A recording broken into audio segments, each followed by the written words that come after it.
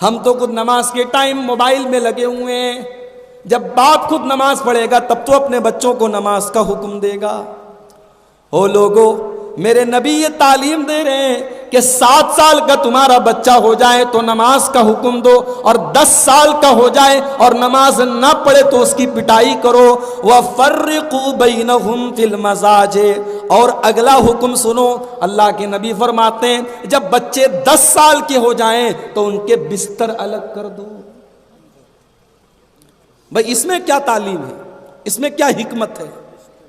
بچہ 10 سال کا ہو گیا اور اللہ کے نبی یہ حدیث جب بیان کر رہے ہیں تب موبائل کا دور نہیں تھا، تب انٹرنیٹ کا دور نہیں تھا، تب گندی فلموں کا دور نہیں تھا، تب 10 سال کے بچے موبائل پر ویڈیو نہیں دیکھتے تھے.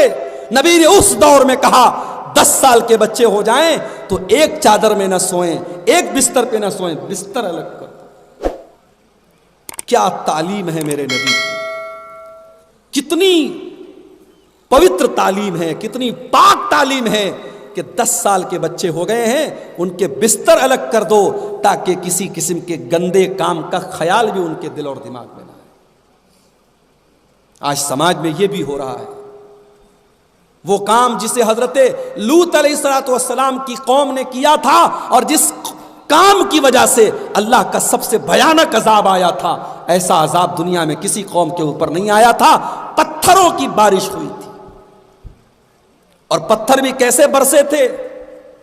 ہر پتھر کے اوپر نام لکھا تھا، یہ پتھر فلاں کے اوپر گرے گا، یہ پتھر فلاں کے اوپر گرے گا. جو پتھر جس کے نام کا تھا اس کی کھوپڑی پر گرتا تھا اور وہیں پر وہ ختم ہو جاتا تھا. اور اللہ نے پتھر کی بارش اتارنے کے بعد اس پوری بستی کو الٹ دیا تھا. اس قوم کا اپرادھ کیا تھا، اس قوم کا جرم کیا تھا؟ اس قوم کے اندر مرد کے ساتھ ناجائز سنبندھ بناتا تھا، اس قوم کے اندر اغلام بازی ہوتی تھی، اس قوم کے لڑکے لڑکوں سے تعلق بناتے تھے، اس قوم کے اندر یہ گندگی پائی جاتی تھی. اللہ کے نبی کیا حکم دے رہے ہیں؟ 10 سال کے بچے ہو جائیں بستر لگا. اور آگے بڑھیے، ابھی تو بچے پیدا بھی نہیں ہوئے، ابھی تو آپ شادی کرنے جا رہے ہیں، شادی کرنے کا من بنا رہے ہیں، آپ کی امی جان آپ کے لیے رشتہ تلاش کر رہی ہیں، آپ کی امی جان آپ کے لیے سب سے خوبصورت لڑکی تلاش کر رہی ہیں، سب سے حور جیسی لڑکی تلاش کر رہی ہیں، آپ کی ہونے والی بیوی کا رشتہ تلاش کیا جا رہا ہے. اسلام یہاں پر بھی کیا شکشا دیتا ہے، کیا تعلیم دیتا ہے؟ اللہ کے نبی فرماتے ہیں تنکح المرأۃ لأربع. جب عورت کی شادی ہوتی ہے تو 4 چیزیں عورت کے اندر دیکھی جاتی ہیں. عورت کے اندر 4 چیزیں دیکھی جاتی ہیں. لمالہا، عورت کا مال دیکھا جاتا ہے. ولجمالہا، عورت کی خوبصورتی، اس کی سندرتا، اس کا کتنی اسمارٹ ہے، کتنی ہینڈسم ہے، یہ سب دیکھا جاتا ہے. وَلِحَسَبِهَا، اور عورت کا خاندان دیکھا جاتا ہے. ہم شیرشاہ وادی ہیں تو شیرشاہ وادی ہونا چاہیے، ہم شیخ ہیں شیخ ہونا چاہیے، ہم انصار ہیں انصاری ہونی چاہیے. برادری دیکھی جاتی ہے، خاندان دیکھا جاتا ہے. وَلِدِينِهَا، اور آخری چیز اللہ کے نبی نے فرمائی دینداری دیکھی جاتی ہے. اللہ کے نبی نے 4 چیزوں کا نام لیا. مال دیکھا جاتا ہے، خوبصورتی دیکھی جاتی ہے، خاندان دیکھا جاتا ہے، اور دینداری دیکھی جاتی ہے. اب علماء کیا کہتے ہیں اس حدیث کی شرح میں کہ مال یہودی دیکھتے تھے، مال یہودی دیکھتے تھے، کیونکہ یہودی بڑے لالچی اور بخیل اور کنجوس ہوتے تھے. تو وہ جب رشتہ دیکھنے جاتے تھے تو وہ دیکھتے تھے کتنے مال والی لڑکی ہے. مجھے آپ کے اسی شیرشاہ وادی علاقے سے اور اسی سیمانچل کے علاقے میں مجھے لوگوں نے بتایا کہ مولوی صاحب لڑکیوں کہ لڑکی والوں سے باقاعدہ 4 لاکھ 5 لاکھ 3 لاکھ کی ڈیمانڈ کرتے ہیں، اور پھر وہ پیسہ جب ملتا ہے تب اس سے زیور خریدا جاتا ہے، اس سے لڑکے کا کپڑا خریدا جاتا ہے، اس سے شادی کا انتظام کیا جاتا ہے. یہاں تک کہ لڑکا مہر بھی اپنی بیوی کو اس کے باپ کی ملی ہوئی کمائی سے دیتا ہے. چلو بھر پانی میں ڈوب مرنا چاہیے ہمیں اور آپ کو. اتنے بڑے بھکاری اور اتنے بڑے بھک منگے عورت کا سب سے بڑا جو حق ہے، جس مہر کے بدلے تم اپنی بیوی کو نکاح میں لاتے ہو، تم اتنے بڑے اپاہج ہو، اتنے بڑے تم بھکاری ہو، اتنے بڑے تم بزدل ہو کہ تم اس مہر کی رقم بھی اس لڑکی کے باپ سے لیتے ہو۔ جلسے کرا لیا آپ نے، 2-2 لاکھ روپے کے پنڈال لگا لیا آپ نے، بنارس سے لے کر کے دلی تک سے علماء کو بلا لیا آپ نے، اور سماج کی یہ برائی آپ ختم نہیں کر پا رہے ہیں۔ میرے بھائیوں، یہ ہمارے لیے شرم کی بات ہے، شرم کی بات ہے۔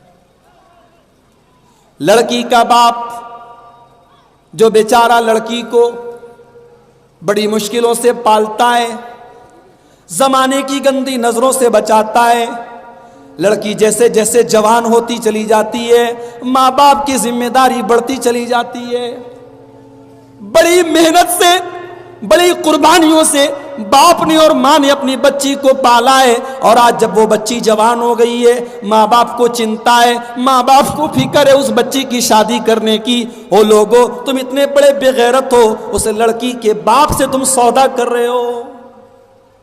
سودا ہوتا ہے، سودا۔ لڑکا جتنا کامیاب ہو اتنا زیادہ سودا ہوتا ہے۔ لڑکا اگر کسی گورنمنٹ ٹیچر ہے، لڑکا اگر دلی میں جاب کرتا ہے، لڑکا اگر اچھی پوسٹ پر ہے، تب تو صاحب 5 لاکھ سے کم میں بات نہیں بنے گی۔ اس لڑکی کے باپ کے جذبات سے تم کھیل رہے ہو۔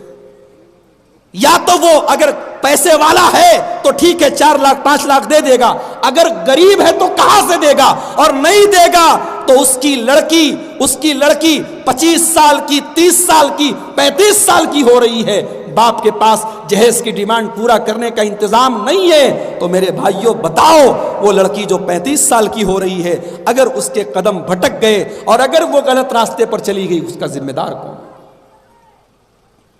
سوچنے کی بات ہے میرے بھائی، ہم سماج کو کہاں لے کے جا رہے ہیں؟ اس جہیز کی رسم نے آج کتنی لڑکیوں کی عزت کو برباد کر دیا، کتنے گھروں کی عزت کو برباد کر دیا، کتنے باپ نے خودکشی کر لی، کتنی لڑکیوں نے خودکشی کر لی، مگر ہماری آنکھیں نہیں کھلتی۔ لالچ اتنا بھرا ہوا ہے، لالچ اتنا بھرا ہوا ہے کہ ہم اس رسم کو ختم نہیں کرنا چاہتے۔ کیوں؟ کیونکہ ہم اپنی بہن کی شادی ہوتی تو ہمیں دینا پڑتا ہے، تو صاحب جب ہم نے دیا ہے تو ہم لیں گے۔ ایک بات نوٹ کر لو میری، دینے والے کی مجبوری ہو سکتی ہے، لینے والے کی کوئی مجبوری نہیں ہے۔ اگر آپ لڑکے والے ہیں اور آپ لے رہے ہیں تو یہ آپ کی مجبوری نہیں ہے، یہ آپ کی شرارت ہے، اور اللہ کے آپ کو اس کا جواب دینا پڑے گا۔ اللہ کے نبی فرماتے ہیں عورت کے اندر 4 چیزیں دیکھی جاتی ہیں۔ مال یہودی دیکھا کرتے تھے، خوبصورتی عیسائی دیکھا کرتے تھے، اور خاندان مکہ کے مشرکین دیکھا کرتے تھے، اور اسلام جب آیا تو اسلام نے خوبصورتی سے منع نہیں کیا، مال سے منع نہیں کیا، خاندان سے منع نہیں کیا، مگر اسلام نے سرووپری سب سے اوپر کس چیز کو رکھا؟ فرمایا فَاظْفَرْ بِذَاتِ الدِّینِ، تم دیندار لڑکی کو اپنے گھر میں بہو بنا کر کے لاؤ، دیندار لڑکی کو لے کر کے آؤ۔ اگر آپ کے گھر میں پردہ نہیں ہے، دیندار لڑکی آئے گی، پردے کا ماحول بنائے گی۔ آپ کے گھر کے اندر اگر بے حیائی ہے، دیندار لڑکی آئے گی، شرم و حیا کا ماحول بنائے گی۔ اگر آپ کے گھر میں دن رات فلمی گانے سنے جاتے ہیں، اگر ایک ایسی لڑکی آئے گی جو دیندار ہے، انشاءاللہ وہ لڑکی گھر میں قرآن پڑھنے کا ماحول بنائے گی۔ تو اگر اپنے آپ کو اور اپنے پریوار کو جہنم کی آگ سے بچانا ہے تو شروعات یہاں سے کرنی ہے۔ اللہ کے نبی فرماتے ہیں کہ دیندار عورت کو تم اپنے گھر میں بیوی بنا کر کے لے آؤ، کامیاب ہو جاؤ۔ میرے پیارے ساتھیوں، دیندار عورت سے بڑا کوئی خزانہ نہیں ہے، دیندار عورت سے بڑی کوئی دولت نہیں ہے۔ اللہ کے نبی فرماتے ہیں لِيَتَّخِذْ أَحَدُكُمْ قَلْبًا شَاكِرًا وَلِسَانًا ذَاكِرًا وَزَوْجَةً مُؤْمِنَةً تُعِينُهُ عَلَىٰ أَمْرِ الْآخِرَةِ او لوگو اگر تمہیں خزانہ ہی بنانا ہے, تمہیں دولت ہی اگر اپنے گھر میں لانا ہے تو 3 چیزوں کو خزانہ بنا لو, 3 چیزوں کو اپنے گھر میں اسٹور کر لو, 3 چیزوں کو اپنی دولت بنا لو, اپنی سمپتی بنا لو. قلباً شاکرا, اپنے سینے کے اندر ایسا دل پیدا کرو جو دل اللہ تعالیٰ کا شکریہ ادا کرنے والا ہو, جس دل کے اندر ہمیشہ اللہ تعالیٰ کا شکر ہو. ایسا دل پیدا کرو جو اللہ کا شکر ادا کرے, جس دل کے اندر ناشکری نہ ہو. وَلِسَانًا ذَاكِرًا, اور اپنے منہ کے اندر ایسی زبان پیدا کرو جو ہمیشہ اللہ تعالیٰ کا ذکر کرتی رہے, اللہ کو یاد کرتی رہے. اور تیسری چیز وَزَوْجَةً مُؤْمِنَةً, ایمان والی نیک اور دیندار عورت کو اپنے گھر میں بیوی بنا کر کے لے آؤ. تُعِينُهُ عَلَىٰ أَمْرِ الْآخِرَةِ. یہ جو آج کل لو میرج ہو رہی ہے, پہلے تو بہت کم سنائی دیتا تھا, اب بہت ہو سنائی دے رہا ہے. لو میرج جب ہوگی تو ظاہر ہے دیندار عورت تو لو میرج نہیں کرے گی, دیندار عورت لو میرج نہیں کرے گی, دیندار عورت میرج کے بعد لو کرے گی. اسلام میں لو میرج نہیں ہے, اسلام میں محبت کر کے شادی کرنا نہیں ہے, اسلام میں شادی کر کے محبت کرنا ہے. اسی لیے اللہ نے جب میاں بیوی کے رشتے کا ذکر کیا تو کیا فرمایا؟ وَمِنْ آيَاتِهِ أَنْ خَلَقَ لَكُمْ مِنْ أَنفُسِكُمْ أَزْوَاجًا. اللہ تعالیٰ کی بہت بڑی نشانی یہ بھی ہے کہ اس نے تمہارے لیے تمہارے جوڑے بنائے, تمہاری بیویوں کو بنایا. لِتَسْكُنُوا إِلَيْهَا, تاکہ تم اپنی بیوی سے سکون حاصل کرو. وَجَعَلَ بَيْنَكُمْ مَوَدَّةً وَرَحْمَةً, اور اللہ تعالیٰ نے پتی پتنی کے بیچ میں محبت پیدا کی ہے, رحمت پیدا کی ہے, محبت پیدا کی اللہ نے پتی پتنی کے بیچ میں. یہاں تو بغیر شادی کے زنا ہو رہا ہے, بدکاری ہو رہی ہے, اور اس کو لب اور پیار کا نام دیا جا رہا ہے. اللہ کی قسم وہ لو نہیں ہے, وہ لشٹ ہے, وہ پیار نہیں, وہ ہوس ہے. محبت وہ ہوتی ہے جو نکاح کے بندھن میں بندھ کر کے جب عورت آپ کے گھر میں آتی ہے وہ آپ پر جان چھڑکتی ہے, آپ اس کے اوپر جان چھڑکتے ہیں, اس کو محبت کہتے ہیں. اور وہ محبت موبائل سے نہیں پیدا ہوتی, وہ محبت سوشل میڈیا سے نہیں پیدا ہوتی, وہ محبت اللہ پیدا کرتا ہے. اللہ کہہ رہا ہے ہم نے میاں بیوی کے درمیان محبت پیدا کر دی. اور جانتے ہو میاں بیوی کا رشتہ بڑا پیارا رشتہ ہوتا ہے. اللہ نے فرمایا ہن لباس لکم وانتم لباس لہن. اے مردو تمہاری عورتیں تمہارے لیے لباس ہیں, اور اے عورتوں تم اپنے مردوں کے لیے لباس ہو. مرد عورت کے لیے لباس ہے, عورت مرد کے لیے لباس ہے. لباس کا مطلب کیا ہوا بھائی؟ میں کرتا پائجامہ صدری پہن کے آپ کے سامنے بیٹھا ہوں اس لیے کہ یہ لباس مجھے اچھا لگتا ہے. آپ میں سے بہت سارے نوجوان ٹی شرٹ پہنتے ہیں, جینس کی پینٹ پہنتے ہیں, کیوں؟ کیونکہ وہ لباس اسے اچھا لگتا ہے. اللہ تعالیٰ کیا کہہ رہا ہے؟ مرد عورت کے لیے لباس ہے, عورت مرد کے لیے لباس ہے. یعنی عورت کی زندگی سے, شوہر کی زندگی سے بیوی کو نکال دو تو شوہر کی زندگی بلیک اینڈ وائٹ ہو جائے گی. بیوی کی زندگی سے شوہر کو نکال دو تو بیوی کی زندگی بلیک اینڈ وائٹ ہو جائے گی.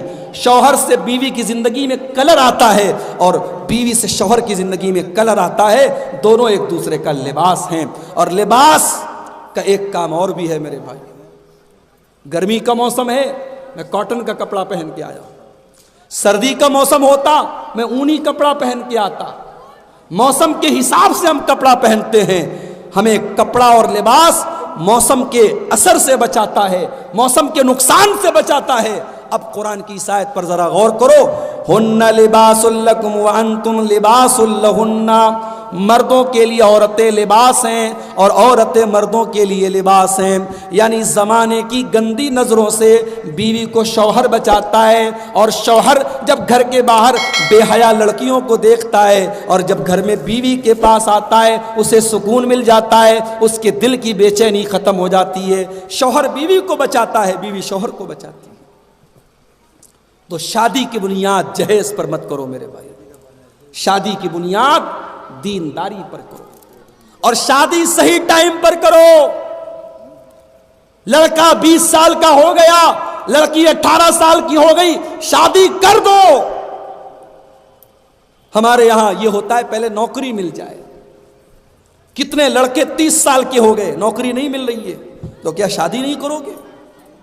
بھائی مجھے بھوک لگی ہے، مجھے کھانا چاہیے، رات کو 10 بجے میں نے کھانا مانگا، کھانا نہیں ملا، 11 بج گئے، 12 بج گئے، رات کے 1 بج گئے، اور آپ آ کر کے مجھے تسلی دے رہے صاحب سو جائیے، صبح آپ کو کھانا دیں گے، تو صبح تک تو میری حالت خراب ہو جائے گی۔ انسان کو ٹائم پر کھانا نہ ملے، انسان کا بدن کمزور ہو جاتا ہے، انسان کو اگر پیاس لگے اور پانی نہ ملے انسان تڑپنے لگتا ہے۔ میرے بھائیوں، لڑکا جوان ہو گیا، لڑکی جوان ہو گئی، اللہ نے جسم کے کچھ تقاضے بنائے ہیں، اللہ نے جسم کی کچھ ضرورت بنائی ہے، مرد کو عورت کی ضرورت ہے، عورت کو مرد کی ضرورت ہے۔ آپ تقریر کر دینے سے، جلسہ کر دینے سے مرد کی ضرورت پوری ہونے والی نہیں ہے، عورت کی ضرورت پوری ہونے والی نہیں ہے۔ شادی کا علاج صرف اور صرف شادی ہے، اس لیے صحیح عمر پر آپ لڑکے لڑکیوں کی شادی کیجئے، بہت ساری برائیوں سے سماج پاک ہو جائے۔ آج شادی کرنے میں 1000 بار سوچنا پڑتا ہے۔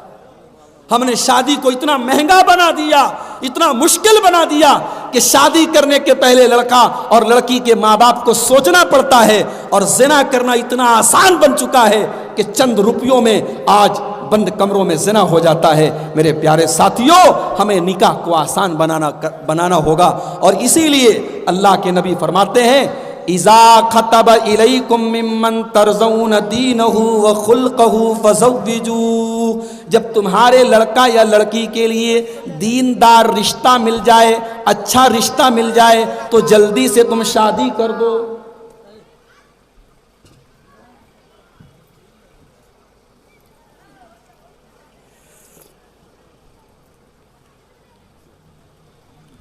جب تمہارے لڑکا یا لڑکی کے لیے دیندار رشتہ مل جائے تو تم جلدی سے شادی کر دو۔ اگر تم شادی کرنے میں تاخیر کرو گے، دیر کرو گے، تکن فتنۃ فی الارض، تو زمین میں فتنہ پھیل جائے گا، وفساد عریض، اور زمین میں بہت بڑا فساد پھیل جائے گا۔ اب شادی کی بات آئی ہے تو ایک بات اور کہنا چاہوں گا، ہمارے یہاں رشتہ لگا نہیں، لڑکے نے لڑکی کا نمبر حاصل کیا، بات چیت بھی کرنے لگے، ملاقات بھی کرنے لگے، اور کہیں کہیں تو سمجھو نکاح کے پہلے لڑکا یہ سمجھنے لگتا ہے لڑکی میرے لیے جائز ہو گئی۔ حرام ہے یہ کام کرنا۔ صرف رشتہ لگا ہے، صرف منگنی ہوئی ہے، آپ کو حق نہیں ہے کہ آپ لڑکی کے قریب جائیں۔ میرے پیارے ساتھی، ہاں رشتہ اگر لگ گیا ہے تو شریعت نے اس بات کی اجازت دی ہے کہ مرد عورت کو ایک بار دیکھ سکتا ہے۔ آج کا دور موبائل کا دور ہے، لڑکی والے فوٹو اگر بھیج دیں، لڑکے کو ایک نظر فوٹو دکھا دیا جائے، مسئلہ حل ہو گیا۔ ایک نظر دیکھنے کی اجازت شریعت دیتی ہے، تاکہ لڑکا بعد میں یہ نہ کہے میری مرضی کے خلاف میری شادی ہوئی ہے۔ لڑکا لڑکی کو ایک نظر دیکھ لے، لڑکی لڑکے کو ایک نظر دیکھ لے، شریعت اس بات کی اجازت دیتی ہے۔ اب آئیے اس پر ایک بڑا پیارا واقعہ آپ کو سناتا ہوں۔ اللہ کے نبی کے ایک صحابی تھے، حضرت مغیرہ ابن شعبہ رضی اللہ تعالیٰ عنہ۔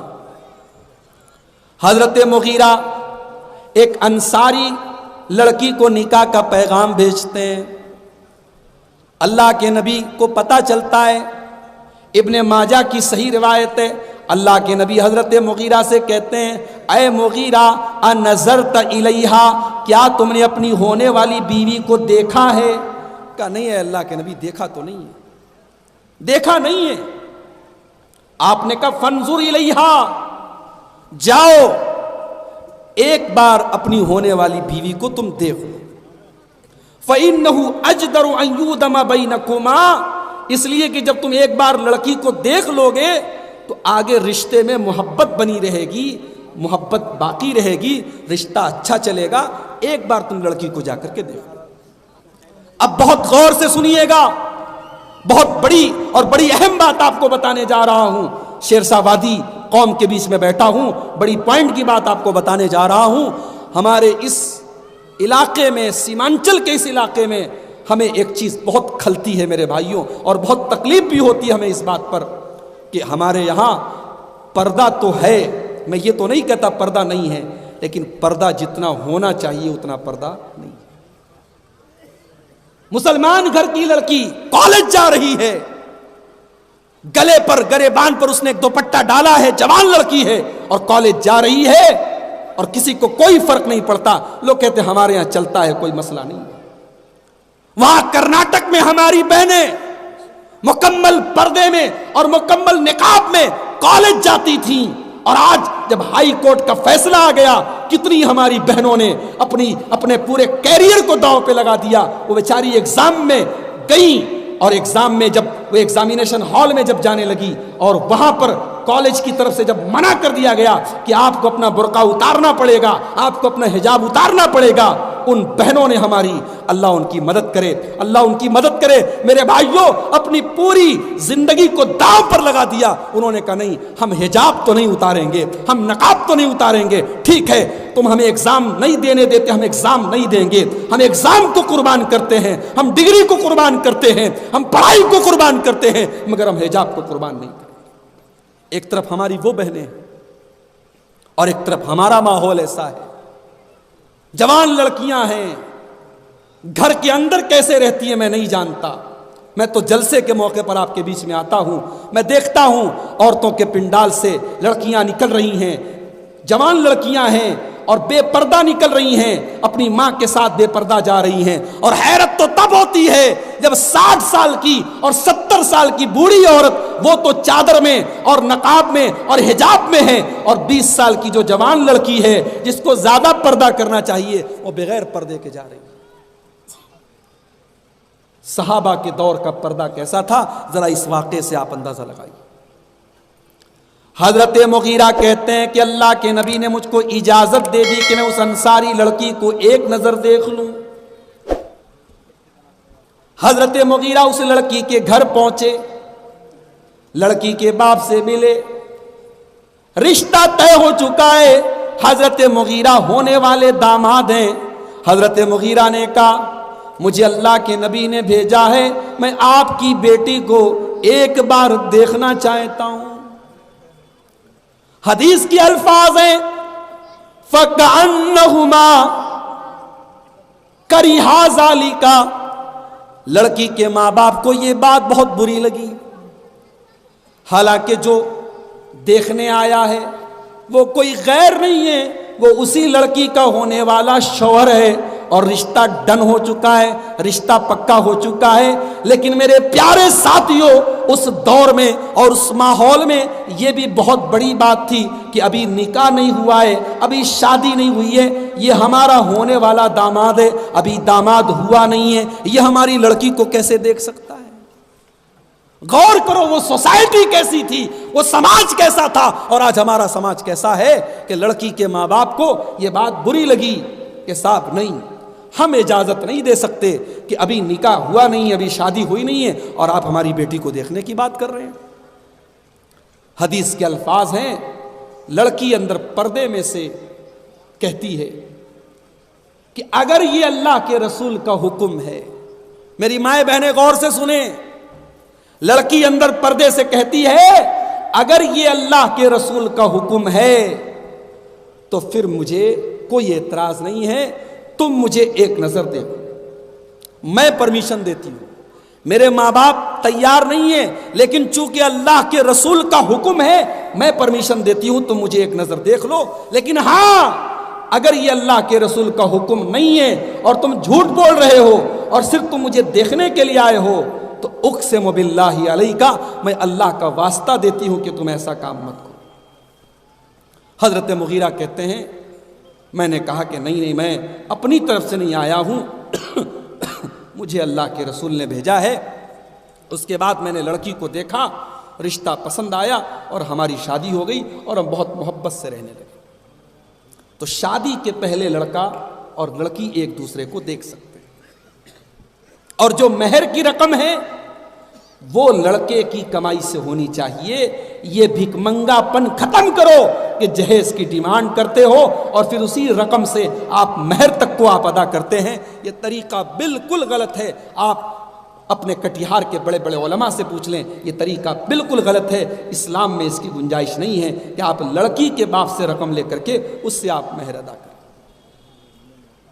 تو آپ اپنے گھر والوں کو اگر جہنم کی آگ سے بچانا چاہتے ہیں تو میرے بھائیوں اس کی شروعات تو آپ کو اس سے کرنی پڑے گی کہ گھر میں نیک عورت کو آپ کو بیوی اور بہو بنا کر کے لانا پڑے گا۔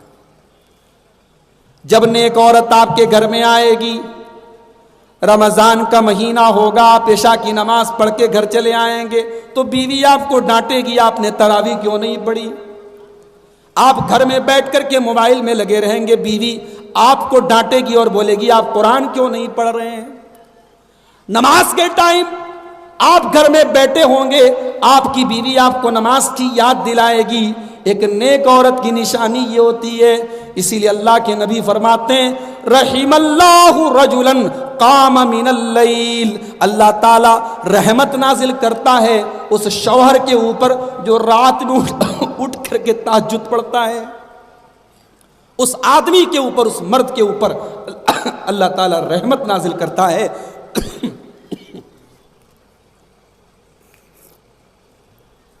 جو رات میں اٹھ کر کے تہجد پڑھتا ہے، اور اکیلے نہیں پڑھتا ہے، وَأَيْقَظَ امْرَأَتَهُ، اپنی اہلیہ کو، اپنی بیوی کو بھی اٹھاتا ہے، اور بیوی اگر اٹھنے سے انکار کر دیتی ہے تو بیوی کے چہرے پر پانی چھڑک دیتا ہے، چل اٹھ، چل تو بھی میرے ساتھ تہجد پڑھ۔ اور آگے اللہ کے نبی کہتے ہیں وَرَحِمَ اللَّهُ امْرَأَةً قَامَتْ مِنَ اللَّيْلِ، اللہ تعالیٰ کی رحمت نازل ہوتی ہے اس عورت کے اوپر جو رات میں اٹھ کر کے تہجد پڑھتی ہے، قیام اللیل کرتی ہے، وَأَيْقَظَتْ زَوْجَهَا، اور اپنے شوہر کو بھی اٹھاتی ہے۔ یہاں ایک مسئلہ نوٹ کر لیجئے آپ، آگے رمضان کا مہینہ آ رہا ہے، یہ سوال اکثر پوچھا جاتا ہے کہ شیخ صاحب یہ بتائیے رمضان میں ہم نے امام صاحب کے پیچھے تراویح پڑھ لی، اب تراویح پڑھنے کے بعد اگر ہم گھر میں آ کر کے رات میں تہجد پڑھنا چاہیں تو کیا ہم پڑھ سکتے ہیں؟ تو مسئلہ یاد کر لیجئے، تراویح اور تہجد دونوں الگ نمازیں نہیں ہیں، دونوں ایک ہی نماز کے دو الگ الگ نام ہیں۔ جس نماز کو ہم 11 مہینہ تہجد کہتے ہیں اسی نماز کو ہم رمضان میں تراویح کہتے ہیں، اور تہجد بھی ہمیں 8 اور 3 11 رکعت پڑھنی ہے، اور تراویح بھی ہم کو 8 اور 3 11 رکعت پڑھنی ہے۔ اور یہ بھی مسئلہ نوٹ کر لیجئے کہ رمضان کے مہینے میں تراویح کی نماز افضل یہ ہے، بہتر یہ ہے کہ آپ مسجد میں امام صاحب کے ساتھ پڑھیں۔ اچھا، اب میں یہاں ایک بات اور پوچھنا چاہتا ہوں، آپ کیا تراویح میں قرآن ختم ہوتا ہے کہ نہیں ہوتا ہے؟ کوئی بتائے بھائی؟ ہوتا ہے نا، الحمدللہ۔ کئی گاؤں ایسے ہیں بہار کے اور بنگال کے، بہار میں تو ابھی یہ بیماری کم ہے، بنگال میں ابھی مجھے لوگوں نے بتایا تراویح کیسی ہوتی ہے، سورہ تراویح ہوتی ہے، الم تر کیف فعل ربک باصحاب الفیل، اللہ اکبر، ایک سورت پڑھی رکوع میں چلے گئے، چھوٹی چھوٹی سورتیں پڑھ کر کے تراویح کی نماز ختم کر دی جاتی ہے۔ یہ تراویح کی نماز یہ نبی کے طریقے کے مطابق نہیں ہے میرے بھائی۔ اگر چھوٹی چھوٹی سورتیں پڑھنی ہیں تو پھر کیا ضرورت ہے تراویح پڑھنے کی؟ اللہ کے نبی کی تراویح لمبی ہوتی ہے، ضروری نہیں ہے آپ قرآن ختم کریں، قرآن ختم کرنا ضروری نہیں ہے، فرض نہیں ہے، لیکن اس کا یہ مطلب بھی نہیں ہے کہ آپ الم تری کیف فعل اور قل واللہ احد اور انا اعطیناک الکوثر پڑھ کر کے آپ تراویح کی نماز پڑھیں۔ تراویح کی نماز لمبی ہونی چاہیے، اور تراویح کی نماز آپ امام کے ساتھ پڑھیے، مسجد میں پڑھیے، جماعت کے ساتھ پڑھیے۔ اللہ کے نبی فرماتے ہیں من قام مع الامام حتی ینصرف کتب لہ قیام لیلۃ، جو امام کے ساتھ تہجد کی نماز، تراویح کی نماز، قیام اللیل کی نماز رمضان میں پڑھے گا، جو تراویح کی نماز جماعت کے ساتھ پڑھے گا، امام کے ساتھ پڑھے گا، حتی ینصرف، یہاں تک کہ امام سلام پھیر دے اور پوری 11 رکعت پڑھ لے، کتب لہ قیام لیلۃ، تو اس تراویح پڑھنے والے کو رات بھر تہجد پڑھنے کا ثواب ملے گا۔ آپ نے امام کے ساتھ آدھا گھنٹہ تراویح پڑھی، 1 گھنٹہ تراویح پڑھی، اور آپ کو ثواب مل رہا ہے پوری رات پڑھنے کا۔ میرے بھائیوں، یہ بہت بڑی فضیلت ہے جو ہمیں رمضان میں ملنے والی ہے، اس سے ہم چوکے نہ، اس موقع کو ہم نہ چوکیں، اس کا ہم فائدہ اٹھائیں۔ افسوس کی بات ہے آگے رمضان کا مہینہ آ رہا ہے، ہمارے بہت سارے بھائی رمضان کو بھی باقی سال کے 11 مہینوں کی طرح گزار دیتے ہیں۔ اللہ کے نبی نے بد دعا کی ہے، نام لے کر کے بد دعا کی ہے، رغیم انف رجل ادرک رمضان، اس انسان کی ناک مٹی میں مل جائے، اس انسان کا ستیہ ناش ہو جائے، وہ انسان برباد ہو جائے جو رمضان کا مہینہ پائے اور رمضان آ کر کے چلا جائے اور اس کے گناہوں کی معافی نہ ہو پائے، اس کے گناہوں کی بخشش نہ ہو پائے، اس انسان سے بڑا بد نصیب انسان کوئی نہیں ہے۔ اور جب رمضان کا آخری عشرہ آ جائے، جب رمضان کی 21ویں رات شروع ہو جائے، آخری 10 دن جب آ جائیں تو اللہ کے نبی کیا کرتے تھے، ذرا حدیث اٹھا کر کے آپ دیکھیے۔ اما عائشہ فرماتی ہیں جب رمضان کا آخری عشرہ آ جاتا تھا، اللہ کے نبی ایقظ اہلہ، اپنے گھر والوں کو جگایا کرتے تھے، اپنے گھر والوں کو جگایا کرتے تھے، وَأَحْيَا لَيْلَهُ، اور رات بھر آپ عبادت کیا کرتے تھے، وَشَدَّ مِيزَرَهُ، اور اللہ کے نبی اپنی کمر کس لیتے تھے، بہت محنت کرتے تھے، بہت عبادت کرتے تھے۔ تو میں نے جو آیت پڑھی تھی، اپنے آپ کو اور اپنے گھر والوں کو جہنم کی آگ سے بچاؤ، تو جہنم کی آگ سے بچانے کا بڑا بہترین موقع رمضان کی شکل میں ہمیں اور آپ کو مل رہا ہے۔ رمضان کے آخری عشرے میں خود بھی عبادت کیجئے اور اپنے بچوں کو، اپنی عورتوں کو آپ ان کو بھی کہیے کہ وہ بھی اٹھ کر کے نماز پڑھیں، اور مسجد میں اگر آپ کے یہاں تراویح ہوتی ہے تو میں اپیل کروں گا کہ آپ مسجد میں عورتوں کے لیے بھی تراویح کا انتظام کیجیے۔ گاؤں دیہات میں دیکھتا ہوں اکثر جمعہ کی نماز میں مردوں کا انتظام ہے، عورتوں کا انتظام نہیں ہے۔ کیوں نہیں ہے میرے بھائی؟ کیا آپ کو دین کی بات سننے کا حق ہے، عورت کو دین کی بات سننے کا حق نہیں ہے؟ عورتیں آج موبائل پر، انٹرنیٹ پر، ٹی وی پر دنیا بھر کی گندی چیزیں آج وہ دیکھ رہی ہیں جو ان کے ایمان کو خراب کر رہی ہے، جو ان کے اخلاق کو خراب کر رہی ہیں۔ آپ کے امام صاحب، آپ کے مولوی صاحب جمعہ کے دن آدھا گھنٹے کا خطبہ دیتے ہیں، اس میں دین کی باتیں بتاتے ہیں، کم سے کم وہ آدھا گھنٹے کی بات اگر آپ کے گھر کی عورتیں ہر جمعہ کے دن سنیں گی تو ان سے ان کے ایمان میں اضافہ ہوگا، ان سے ان کی اصلاح ہوگی۔ اس لیے میری اپیل ہے آپ سے، اگر آپ کے ہاں جمعہ کی نماز میں عورتوں کا انتظام نہیں ہے تو آپ انتظام کیجئے اور ضرور عورتوں کو آپ شامل کیجئے۔ قُوا أَنفُسَكُمْ وَأَهْلِيكُمْ نَارًا، اس کا تقاضا یہ ہے کہ آپ اپنے گھر والوں کو اور اپنے پریوار کو جہنم کی آگ سے بچائیں۔ اور آگے بڑھیے، جہنم کی آگ سے اپنے پریوار کو بچانے کے لیے ایک بہت بڑا کام یہ بھی کرنا پڑے گا کہ آپ اپنے گھر میں اللہ کے ذکر کا ماحول پیدا کیجئے۔ چھوٹی چھوٹی دعائیں خود بھی یاد کر لیجئے اور اپنے بچوں کو بھی یاد کرائیے۔ صبح جب آپ بستر پر سے اٹھیں تو بچوں کو سکھائیے کہ جب سو کر کے اٹھا جائے تو یہ دعا پڑھی جائے، الحمدللہ الذی احیانا بعد ما اماتنا والیہ النشور۔ جب کھانا کھانے بیٹھیے تو بسم اللہ پڑھیے، کھانا کھانے کے بعد دعا پڑھیے، الحمدللہ حمدا کثیرا طیبا مبارکا غیر مخفی ولا مودع ولا مستغنی عنہ ربنا۔ یہ دعا اپنے بچوں کو یاد کرائیے۔ رات میں بستر پہ سونے جانے لگیے تو بچے کو سنائیے، بیٹا آیت الکرسی پڑھ لو، بیٹا سورہ فلق پڑھ لو، بیٹا سورہ ناس پڑھ لو، بچوں کے سامنے دعا پڑھیے۔ گھر میں اللہ کے ذکر کا ماحول بنائیے۔ افسوس کی بات ہے آج کتنے مسلمان ایسے ہیں جن کے گھر میں 24 گھنٹے میں ایک بار بھی کوئی اللہ کا نام لینے والا نہیں ہوتا۔ میرے پیارے ساتھیوں، جس گھر میں اللہ کا نام نہ لیا جائے، جس گھر میں اللہ کا ذکر نہ کیا جائے، وہ گھر زندہ نہیں ہے، وہ گھر مردہ ہے، مردہ۔ اللہ کے نبی فرماتے ہیں مثل البیت الذی یذکر فیہ اللہ والبیت الذی لا یذکر فیہ اللہ مثل الحی والمیت۔ جس گھر میں اللہ کا نام لیا جائے وہ گھر زندہ ہے، اور جس گھر میں اللہ کا نام نہ لیا جائے وہ گھر مردہ ہے۔ اللہ کا نام لیجئے، اور ایک بہت آسان طریقہ آپ کو بتا رہا ہوں، جب بھی آپ گھر میں داخل ہوئیے بسم اللہ پڑھ کے داخل ہوئیے، اور جب گھر سے نکلنے لگیے تو یہ دعا پڑھیے، بسم اللہ توکلت علی اللہ لا حول ولا قوت الا باللہ۔ ارے آدھا منٹ بھی نہیں لگا، آسان سی دعا ہے، یاد کر لیجئے، جب بھی گھر سے نکلیے یہ دعا پڑھ کے نکلیے۔ کیا فائدہ ہوگا اس کا؟ اللہ کے پیارے نبی فرماتے ہیں کہ جب آپ یہ دعا پڑھ کے گھر سے نکلیں گے، بسم اللہ توکلت علی اللہ لا حول ولا قوت الا باللہ، تو فرشتے کہتے ہیں کہ اے اللہ کے بندے، قد کفیتا و وقیتا، تو نے ایسی دعا پڑھی ہے کہ اب شیطان تیرے پاس نہیں آ سکتا ہے، تو نے اپنے آپ کو اللہ تعالیٰ کے سرکشا کوچ میں ڈال دیا، اللہ کے پروٹیکشن میں ڈال دیا، تو اللہ کے سرکشا کے گھیرے میں آ گیا، اب شیطان تیرا کچھ نہیں بگاڑ سکتا۔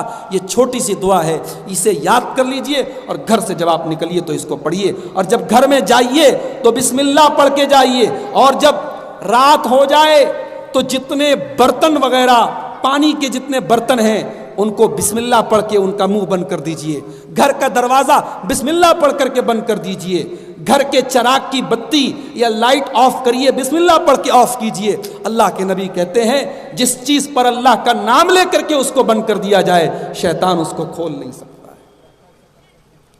اللہ کے ذکر کا ماحول اپنے گھر میں پیدا کیجئے میرے بھائی، گھر میں نماز کا ماحول پیدا کیجئے۔ مسجد میں ضرور نماز پڑھیے، لیکن سنت نمازیں گھر میں پڑھنے کی عادت ڈالیے۔ فجر کی نماز میں آپ مسجد میں جا رہے ہیں، گھر میں 2 رکعت سنت پڑھ کر کے مسجد میں جائیے۔ ظہر کی نماز کا ٹائم ہے، گھر میں 4 رکعت سنت پڑھ کر کے مسجد میں جائیے، گھر میں سنت نمازیں پڑھیے۔ اللہ کے نبی فرماتے ہیں افضل صلاۃ المرء فی بیتہ الا المکتوبہ، انسان فرض نماز کے علاوہ سنت اور نفل نمازیں اپنے گھر میں پڑھے، یہ اس کے لیے افضل اور بہتر ہے۔ اور عورتوں سے گزارش کروں گا، ماں بہنوں سے گزارش کروں گا کہ جب وہ مصلی بچھائیں تو ایک چھوٹا سا مصلی اپنی 5 سال کی منی کے لیے بھی بچھا دیں، اپنی 6 سال کی بٹیا کے لیے بھی ایک چھوٹا سا مصلی خرید لیں، تاکہ جب ماں نماز پڑھے تو وہ چھوٹی سی 6 سال کی بچی وہ بھی دوپٹہ باندھ کر کے وہ بھی نماز اپنی ماں کے بغل میں پڑھے، تاکہ اس بچی کے دل میں نماز کی محبت پیدا ہو۔ جانتے ہو اللہ نے قرآن میں ایک دعا سکھائی ہے، بڑی پیاری دعا ہے، ربنا ہب لنا من ازواجنا وذریاتنا قرۃ اعین، اے ہمارے رب تو ہمارے بیوی بچوں کو ہماری آنکھوں کی ٹھنڈک بنا دے، وَاجْعَلْنَا لِلْمُتَّقِينَ إِمَامًا، اور اے اللہ تو ہمیں متقیوں کا امام بنا دے۔ یہ دعا سکھائی اللہ نے قرآن میں۔ آپ کے بیوی بچے آپ کی آنکھوں کی ٹھنڈک کب بنیں گے میرے بھائی؟ جب آپ فجر کی نماز میں مسجد میں جائیں گے اور آپ کا بیٹا پہلی صف میں امام کے پیچھے بیٹھا ہوگا، وہ منظر دیکھ کر کے آپ کا دل باغ باغ ہو جائے گا اور آپ کی آنکھوں کو ٹھنڈک ملے گی۔ جب آپ کی جوان بیٹی گھر سے پردے میں نکلے گی تب آپ کی آنکھوں کو ٹھنڈک ملے گی۔ جب آپ کی بیوی صبح سویرے گھر میں مصلی پر بیٹھ کر قرآن کی تلاوت کرے گی تب آپ کے آنکھوں کو ٹھنڈک ملے گی۔ اے اللہ تو ہمارے بیوی بچوں کو ہماری آنکھوں کی ٹھنڈک بنا دے۔ یہ دعا سکھائی اللہ کے پیارے نبی۔ تو قرآن کیا کہہ رہا ہے؟ قو انفسکم واہلیکم نارا، اپنے آپ کو اور اپنے گھر والوں کو جہنم کی آگ سے بچاؤ۔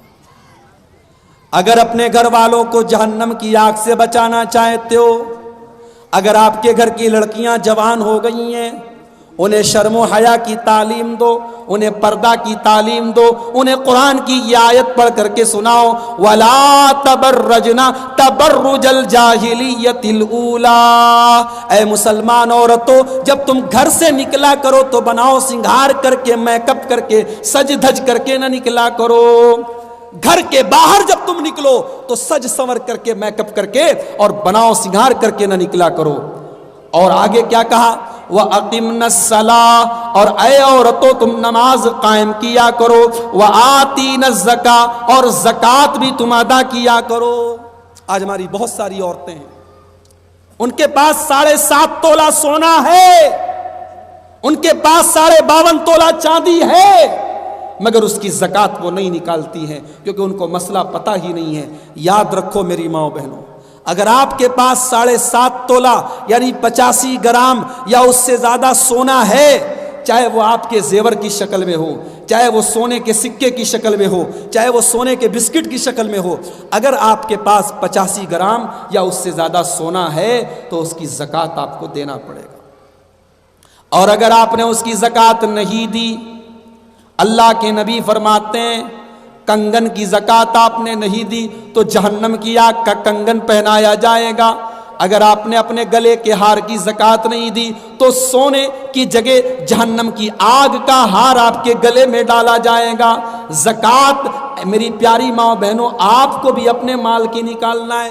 اسی لیے میں مردوں سے گزارش کروں گا کہ جب رمضان کا مہینہ آئے تو آپ جب اپنے مال کی زکات کا کیلکولیشن کریں اور آپ یہ دیکھ لیں کہ میرے پاس اتنا مال ہے اور اتنی میری زکات بنتی ہے, تو زکات کی کچھ رقم اپنے گھر کی عورتوں کو بھی دے دیں, تاکہ اگر گھر میں کوئی غریب عورت آ جائے, کوئی ضرورت مند عورت آ جائے, کوئی محتاج عورت آ جائے, تو گھر کی عورتوں کے ہاتھ سے بھی زکات کی رقم نکلوانی چاہیے, تاکہ ان کے دل میں بھی زکات کی اور محبت پیدا ہو, ان کے دل میں اللہ کی راہ میں خرچ کرنے کا جذبہ پیدا ہو.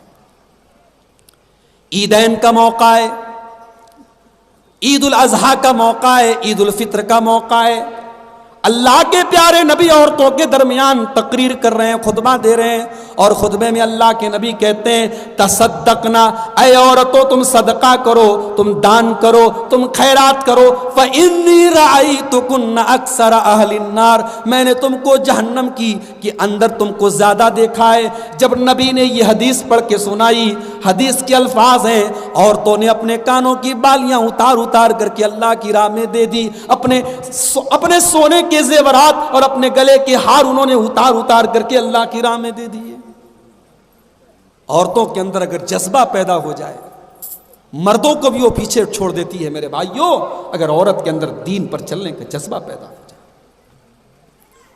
حضرت ام حبیبہ کو دیکھو, صحیح مسلم کی روایت ہے, حضرت ام حبیبہ کہتی ہیں میں نے اللہ کے نبی کو یہ فرماتے ہوئے سنا ہے, جو دن رات میں 12 رکعت نماز پابندی سے پڑھے, جو دن رات میں 12 رکعت نماز پابندی سے پڑھے, اللہ تعالیٰ اس انسان کو جنت میں محل عطا فرمائے گا.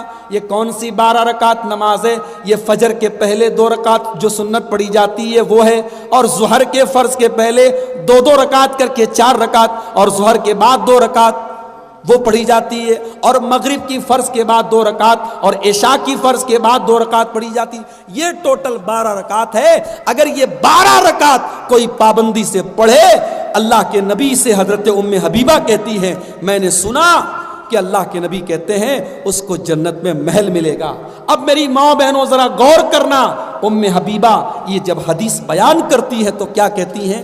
فما ترکتہن منذ سمعتہن من رسول اللہ صلی اللہ علیہ وسلم, جب سے میں نے اللہ کے رسول سے یہ حدیث سنی ہے, جب سے میں نے اللہ کے رسول کی زبان سے یہ حدیث سنی ہے, یہ 12 رکعت نماز میں نے کبھی نہیں چھوڑی. اللہ اکبر. ایک عورت کہہ رہی ہے, ایک عورت کہہ رہی ہے کہ میں نے یہ 12 رکعت نماز کبھی نہیں چھوڑی جب سے نبی کی زبان سے میں نے سنا ہے. میرے پیارے ساتھیوں, اگر عورت کے اندر جذبہ پیدا ہو جائے وہ مردوں سے بھی زیادہ دین کے لیے محنت کرتی ہے. ہمارے بنارس میں ایک مسجد ہے, 150 سال پرانی مسجد ہے, اہل حدیث کی مسجد ہے. اس مسجد کی زمین کو اس دور میں ایک بوڑھی عورت تھی, اس بوڑھی عورت نے اپنی زمین کو مسجد کے نام وقف کر دیا تھا, دان دے دیا تھا. اور آج بھی بنارس آپ آ جائیے, اس مسجد کا نام مسجد بڑھیا دائی کے نام سے اس مسجد کو جانا جاتا ہے. اور ہر سال جب 15 شعبان کی رات آتی ہے تو شب برات کی جو بدعات ہیں اس کے رد میں ایک بہت شاندار پروگرام ہوتا ہے. اسی مسجد کے اندر مسجد اہل حدیث بڑھیا دائی کے نام سے وہ مسجد مشہور ہے. ایسی عورتیں بھی تھیں جنہوں نے اپنی پوری زمین اللہ کی راہ میں وقف کر دی. میرے پیارے ساتھی, تو اپنے آپ کو اور اپنے گھر والوں کو جہنم کی آگ سے بچاؤ, اور بچانے کے لیے گھر کے اندر ایسی عورتوں کا ہونا میرے پیارے بھائیوں بہت ضروری ہے. اسی طریقے سے اگر آپ یہ چاہتے ہیں کہ آپ کے گھر والے جہنم کی آگ سے بچ جائیں تو اپنے گھر کی جوان لڑکیوں کو پردے کا حکم دیجئے. آپ کی لڑکی اگر 13-14 سال کی ہو چکی ہے اور شریعت کی نظر میں وہ بالغ ہو چکی ہے, شریعت کی نظر میں ایک لڑکی کے بالغ ہونے کی جو پہچان ہے وہ پہچان اس لڑکی کے اندر اگر ظاہر ہو چکی ہے تو یاد رکھیے اس لڑکی کے اوپر پردہ کرنا واجب ہے. آپ یہ کہہ کر کے مت ٹال دیجئے ابھی تو 14 سال کی، ابھی تو 15 سال کی میری لڑکی، ابھی اس کی عمر ہی کیا ہے، وہ جوان ہو چکی ہے، وہ بالغ ہو چکی ہے، اور شریعت کی نظر میں اس کے اوپر پردہ واجب ہے. اور پردہ ہی نہیں، رمضان کا روزہ بھی جوان لڑکی کے اوپر فرض ہے. کوئی یہ نہ کہے ارے گرمی کا موسم ہے، مارچ اور اپریل کا مہینہ رمضان میں پڑ رہا ہے، ہماری لڑکی تو ابھی 13-14 سال کی ہے، ہم 1 سال بعد روزہ رکھوائیں گے. جی نہیں، اگر آپ کی لڑکی بالغ ہو چکی ہے تو رمضان کا روزہ اس کی عادت ڈلوائیے، وہ رمضان کا روزہ رکھے. اسی طریقے سے گھر میں قرآن کی تلاوت کا ایک ماحول بنائیے. اور میں آپ سے ایک بڑا آسان طریقہ آپ کو بتا رہا ہوں. آنے والے رمضان کے مہینے میں آپ اگر بہت زیادہ ثواب حاصل کرنا چاہتے ہیں لیکن آپ بزی آدمی ہیں، آپ مزدور آدمی ہیں، آپ کے پاس سمے کم ہے، ٹائم کم ہے، تو میں آپ کو ایک بڑا آسان طریقہ بتاتا ہوں. آپ کو کچھ نہیں کرنا ہے. ہر نماز کے پہلے اور ہر نماز کے بعد آپ 10-10 منٹ کا ٹائم نکالیے. ظہر کی اذان ہو گئی، مسجد میں پہنچ جائیے، 2 رکعت نماز پڑھیے اور اس کے بعد آپ بیٹھ کر کے قرآن کی تلاوت کیجیے. ظہر کی نماز ختم ہو گئی، سنت آپ نے پڑھ لیا، اب مسجد میں بیٹھ کر کے 10 منٹ آپ قرآن پڑھیے.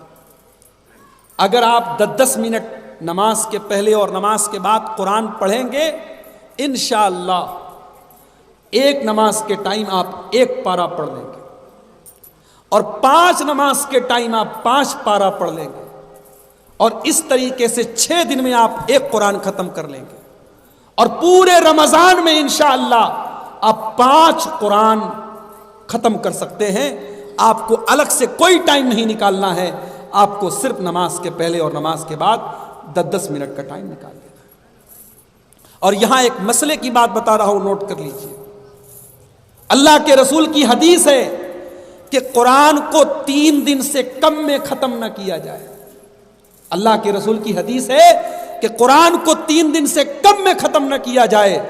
مگر یہ مسئلہ یاد رکھیے، امت کا اتفاق ہے اس بات پر کہ یہ حکم رمضان کے لیے نہیں ہے. رمضان میں اگر اللہ نے آپ کو ٹائم دیا ہے اور توفیق دی ہے، آپ رمضان میں روزانہ 1 قرآن ختم کر دیجئے، کوئی حرج کی بات نہیں. امام بخاری رحمۃ اللہ علیہ روزانہ 1 قرآن پڑھتے تھے رمضان کے مہینے. امام شافعی رحمۃ اللہ علیہ 2 قرآن پڑھتے تھے روزانہ. امام مالک رحمۃ اللہ علیہ جو بہت بڑے حدیث کے استاذ تھے، حدیث کا درس دیتے تھے، لیکن جب رمضان کا مہینہ آتا تھا تو حدیث کا درس بند کر دیتے تھے اور کہتے تھے قرآن کا مہینہ آ چکا ہے، اس مہینے میں قرآن ہم پڑھیں گے. تو قرآن کی تلاوت کا ماحول اپنے گھر میں پیدا کیجیے میرے بھائی.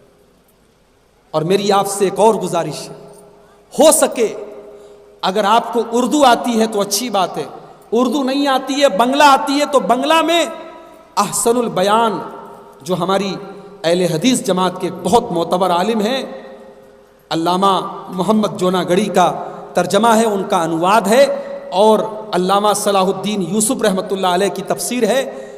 اور میں سمجھتا ہوں کہ سنکھیپ میں، مختصر میں یہ سب سے اچھی تفسیر ہے. اس کو بنگلہ میں یا اردو میں آپ گھر میں خرید لیں اور رمضان میں کوشش کریں کہ تھوڑا تھوڑا قرآن کو انواد کے ساتھ اور قرآن کی تفسیر کے ساتھ آپ پڑھنے کی کوشش کریں. اور جہاں آپ کو کوئی کنفیوژن ہو، کوئی پرابلم ہو، کوئی چیز نہ سمجھ میں آئے، آپ علماء سے پوچھئے، آپ اپنے علاقے کے علماء سے کنسلٹ کیجئے.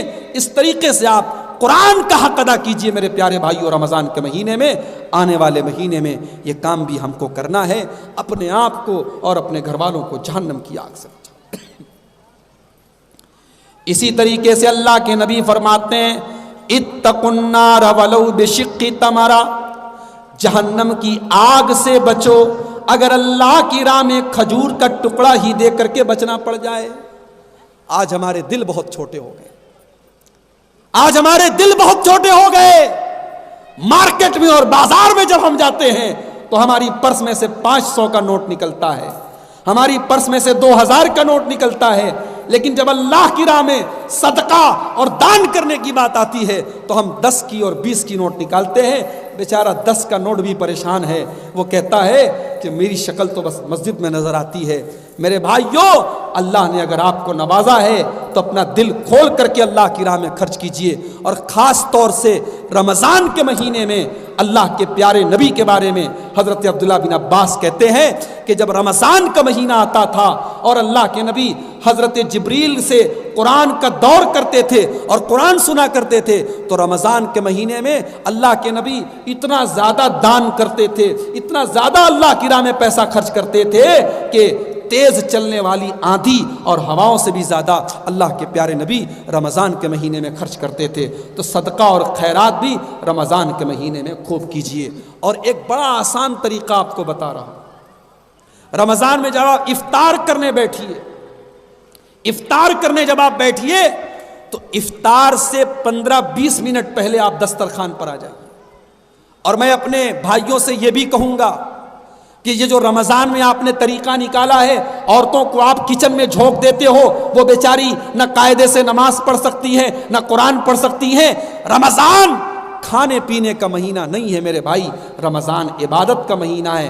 ٹھیک ہے آپ نے 2-4 آئٹم بنوا لیے، بہت اچھی بات ہے، لیکن عورتوں کو کچن میں بالکل جھونک دیا جائے اور وہ نماز نہ پڑھ سکیں، وہ تلاوت نہ کر سکیں، یہ طریقہ صحیح نہیں ہے.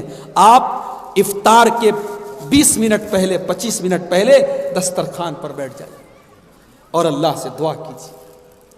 رمضان میں آپ روزے کی حالت میں ہیں، آپ صبح فجر کے ٹائم سے بھوکے پیاسے ہیں، آپ اللہ سے دعا کیجئے، آپ کی دعا قبول ہوگی، کیونکہ اللہ کے لیے آپ بھوکے ہیں، اللہ کے لیے آپ پیاسے ہیں. اللہ آپ کی دعا کو نہیں لوٹائے گا. آپ اپنے لیے دعا کیجئے، اپنے پریوار کے لیے دعا کیجئے، پوری امت کے لیے دعا کیجئے، اپنے دیش اپنے وطن کی سلامتی کی دعا کیجئے. اور اسی طریقے سے جب آپ دسترخوان پر افطار کرنے کے لیے بیٹھیے تو کم سے کم ایک آدمی کو آپ ساتھ میں افطار کرائیے. کوشش کیجئے کہ روزانہ ایک آدمی کو کم سے کم آپ کسی دوست کو بلا لیجئے، کسی رشتہ دار کو بلا لیجئے، کسی پڑوسی کو بلا لیجئے، ایک آدمی کو آپ افطار کرائیے.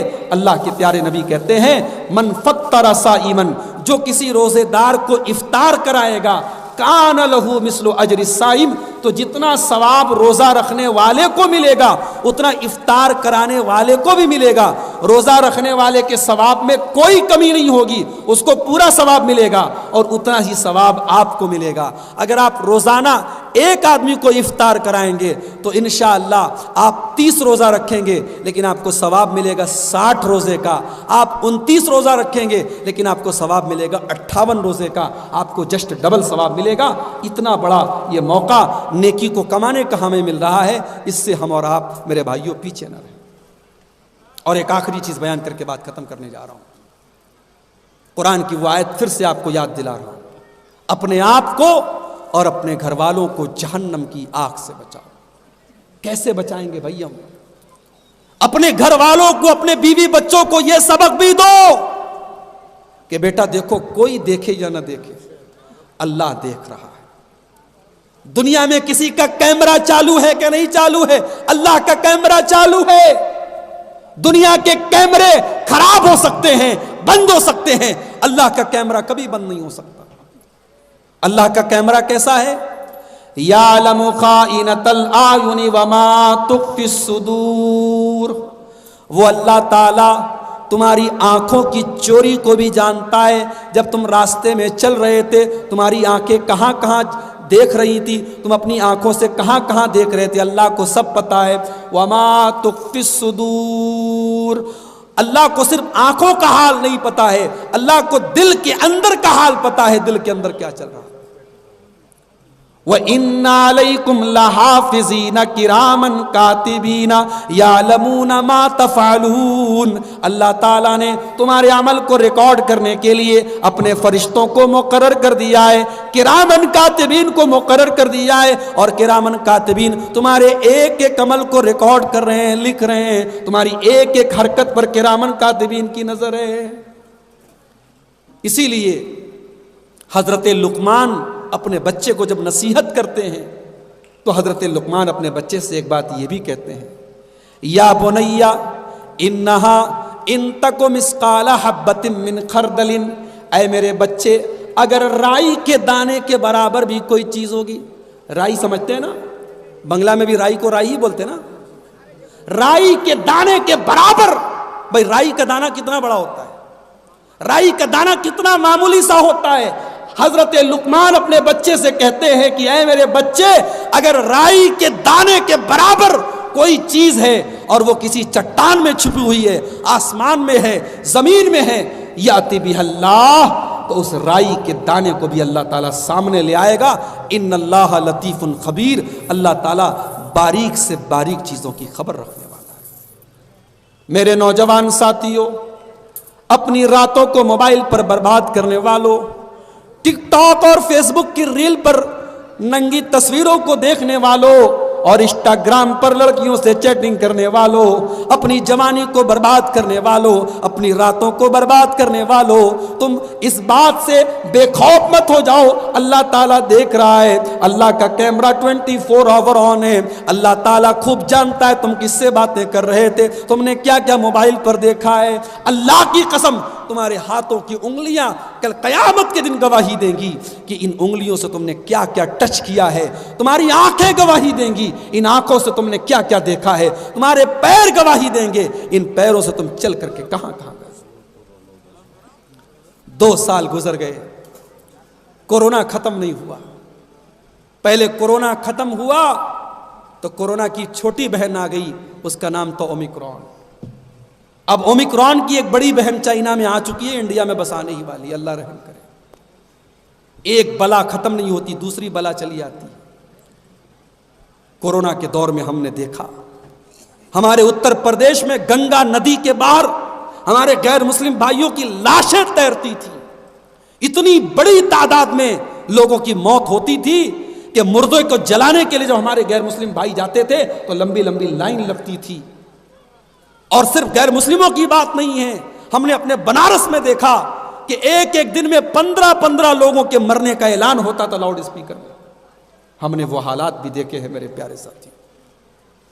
اور جب کورونا کے دور میں ہم نے جنازے اٹھائے تو 70 سال کے بوڑھے کا جنازہ بھی ہم نے اٹھایا اور ہم نے 20 سال کے جوان کا جنازہ بھی اٹھایا، ہم نے جوانوں کے جنازے بھی اٹھائے ہیں۔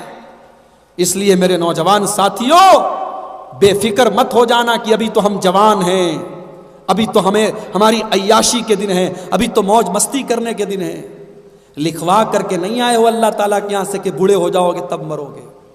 کیا پتا کہ آج رات میں آپ اپنے بستر پہ سونے جائیں اور کل صبح آپ اٹھ ہی نہ پائیں۔ کیا پتا کہ کب کون سی زندگی کی شام آخری شام بن جائے۔ اس لیے میرے بھائیوں اللہ سے ڈرو اور کوشش کرو کہ اپنے کام کو، اپنے سمے کو ہم صحیح چیزوں میں لگائیں۔ ہم کوئی ایسا کام کر کے اللہ کے یہاں نہ جائیں کہ اس کام کو کرتے وقت اگر ہماری موت ہو جائے تو کل ہم اللہ کو منہ نہ دکھا سکیں۔ آخری حدیث سنا رہا ہوں، بات ختم کر رہا ہوں۔ اللہ کے نبی کیا فرماتے ہیں؟ کل عبد یبعث علی ما مات علیہ، بندہ جس حال میں مرے گا اسی حال میں اللہ کے یہاں اٹھایا جائے گا۔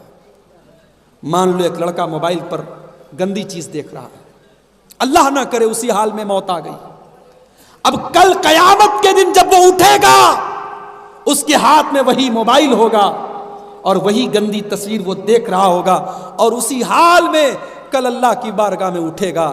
میرے بھائیوں یہ حدیث ہمیں اور آپ کو کچھ سوچنے پر مجبور کرتی ہے۔ کل عبد یبعث علی ما مات علیہ، بندہ جس حال میں مرے گا اسی حال میں اٹھایا جائے گا۔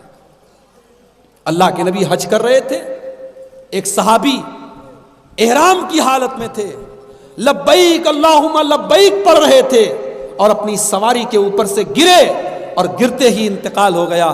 اللہ کے نبی نے صحابہ سے کہا ان کو کفنانے کی ضرورت نہیں ہے، ان کو کفنانے کی ضرورت نہیں ہے، ان کو نہلانے کی ضرورت نہیں ہے، ان کو اسی احرام کے کپڑے میں دفن کر دو، فَإِنَّهُ يَأْتِي يَوْمَ الْقِيَامَةِ مُلَبِّيًا، اس لیے کہ یہ جب کل قیامت کے دن اٹھیں گے تو لبیک اللہم لبیک یہ کہتے ہوئے یہ اٹھیں گے۔ میرے پیارے ساتھیوں کورونا نے ہم کو سکھایا ہے موت کا کوئی بھروسہ نہیں ہے، اس لیے جو آیت میں نے آپ کے سامنے پڑھی تھی، سورہ تحریم کی آیت نمبر 6، اس آیت کو یاد کر لیجئے اور اسے اپنے دماغ کے بلیک بورڈ پر لکھ لیجئے، اپنے دماغ کے بورڈ پر لکھ لیجئے کہ قو انفسکم واہلیکم نارا، اپنے آپ کو اور اپنے گھر والوں کو ہمیں جہنم کی آگ سے بچانا ہے۔ آئیے ہم اللہ سے دعا کریں رب العالمین ہمیں توفیق دے کہ ہم اپنی اور اپنے بچوں کی، اپنے پریوار کی، اپنے بیوی بچوں کی ہم فکر کریں، انہیں جہنم کی آگ سے بچانے کی ہم فکر کریں۔ اللہ تعالی ہم میں سے جو بیمار ہیں ان کو شفائے کامل عاجل عطا فرمائے، جو روزی روٹی سے پریشان ہیں اللہ ان کے کاروبار میں برکت نصیب فرمائے۔ یہ مدرسہ تجوید الفرقان جس کی تعمیر اور ترقی اور جس کے چندے کے لیے آج کا یہ پروگرام ہوا، اللہ اس مدرسے کو دن دونی رات چوگنی ترقی عطا فرمائے۔ اللہ تعالیٰ اس مدرسے سے فارغ ہونے والے بچوں کو دین کا عالم اور حافظ بنائے۔ اللہ ہم سب کو جو اس جلسے میں آج آئے، مردوں کو بھی اور عورتوں کو بھی، اللہ سب کے دل کی جائز مرادوں کو پوری فرمائے۔